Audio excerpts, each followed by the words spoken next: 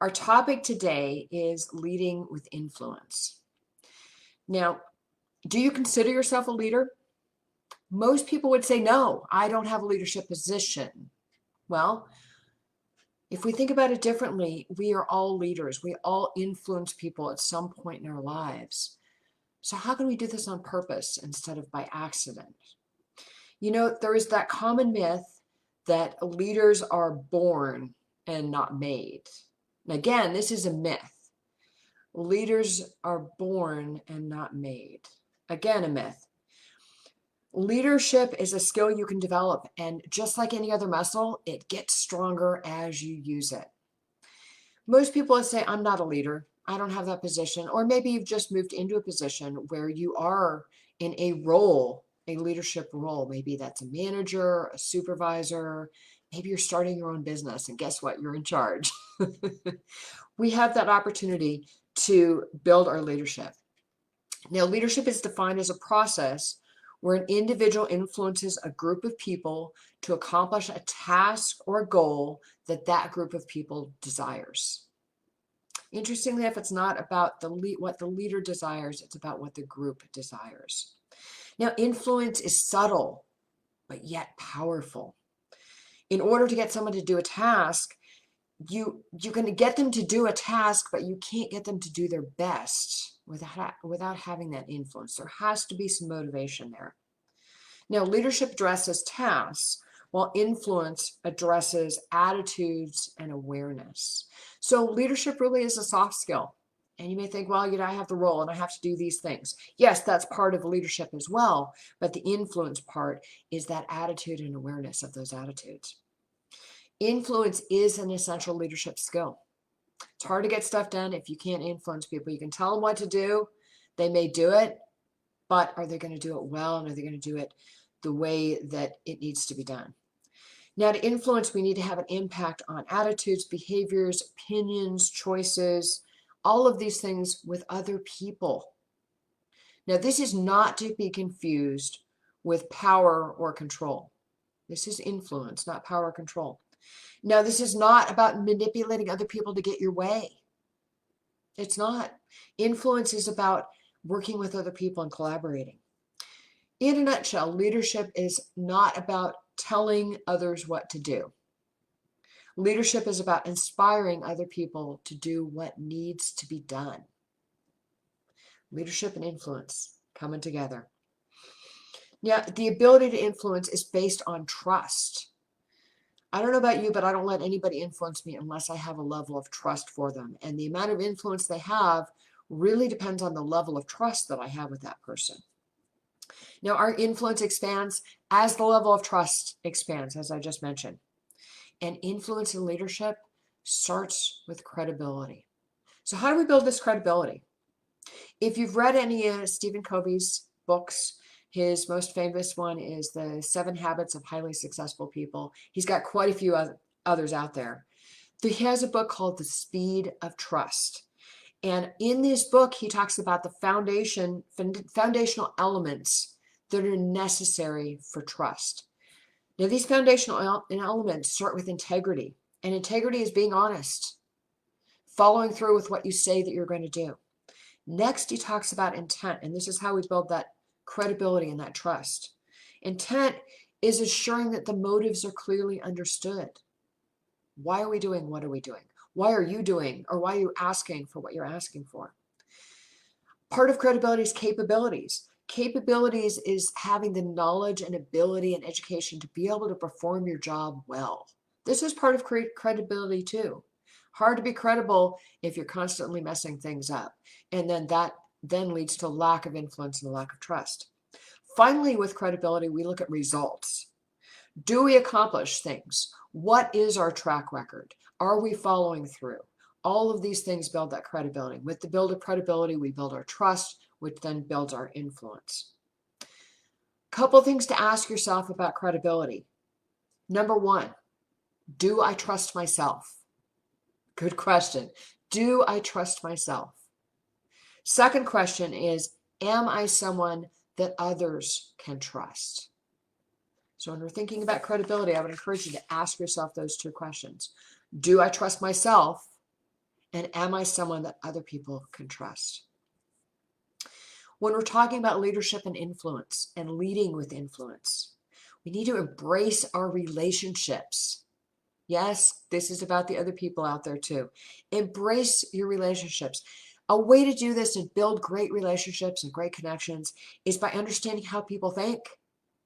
What motivates them? What obstacles are they struggling with? All of this is crucial to building those strong relationships. Now we create these connections with other people by learning what their needs are. What are their motivations? What are the values? What makes them tick? Maybe we can involve others in our decisions, involve others in the process as a leader. This is not a solo game.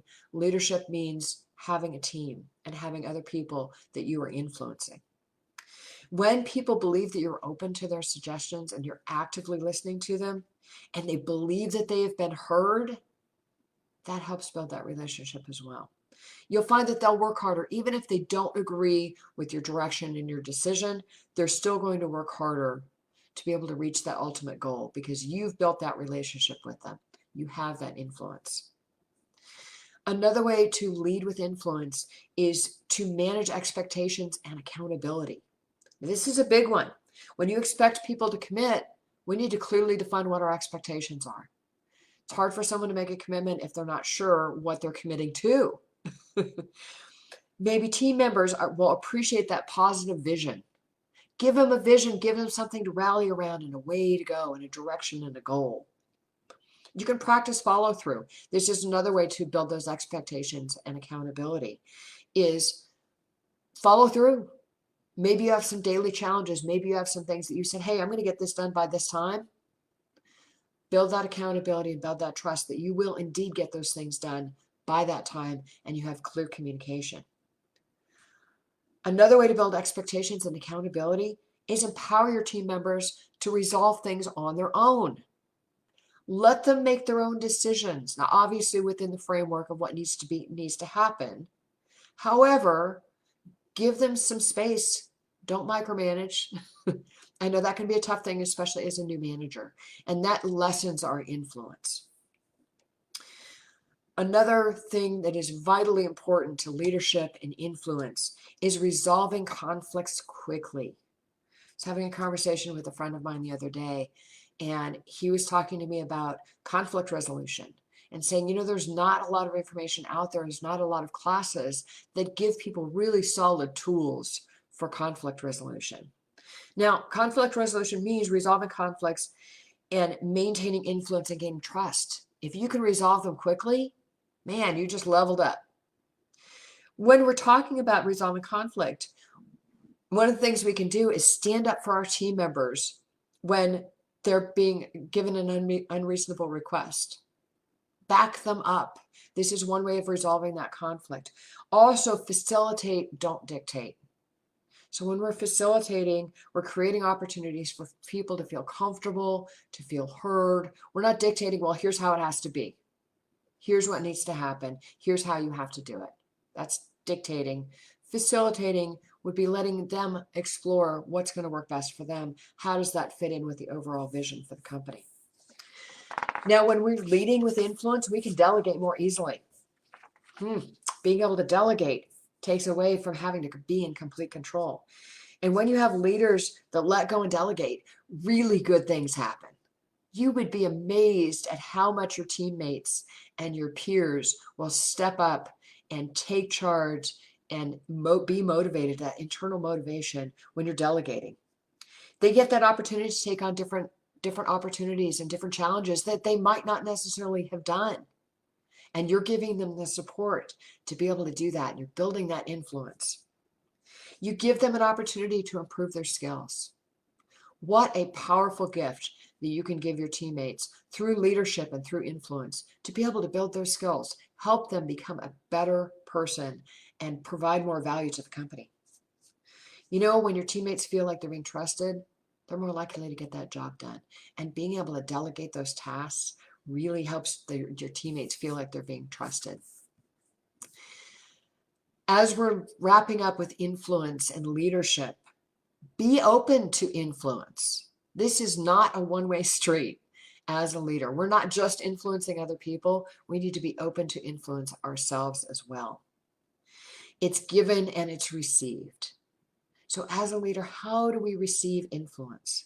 Maybe we listen to other people's suggestions. Maybe we listen to their alternate viewpoints. Maybe we explore those with them. Hey, is that a better option than what I came up with? We have that conversation. We collaborate together. And then we make use of other people's skills and expertise. Had a conversation with a couple teammates probably about 6 months ago. And I asked them, what do you like to do? We were working on putting together some content creation.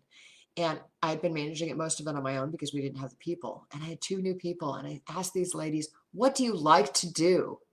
They told me what they wanted to do, what they liked to do. And we created that influence and we were able to delegate. And man, we came up with some amazing things. And we were able to fast track our content creation. It was a beautiful world. So when we're thinking about leaders with influence, I'd like to leave you with a couple points. 1, leaders with influence give when they don't have to. Number 2, leaders with influence care for others. Number 3, leaders with influence continuously grow. They're continually growing. Leaders with influence live authentically. What you see is what you get. They're authentically there. Leaders with influence empower others. They allow other people to have their space and their strengths and be able to build on those. Leaders with influence manage hardship. We could talk about this year. 2020, it's been hardship for a lot of businesses, a lot of leaders. Good leaders manage with influence, and they manage that hardship in a way to help bring their team forward. Finally, leaders with influence serve with humility. It's not about them. It's not about making themselves better. It's about being able to bring the team to the next level. Now, I want you to think, how can you be a leader with influence within your job, your career, your family, your friends? Maybe it's influencing someone, passing it forward.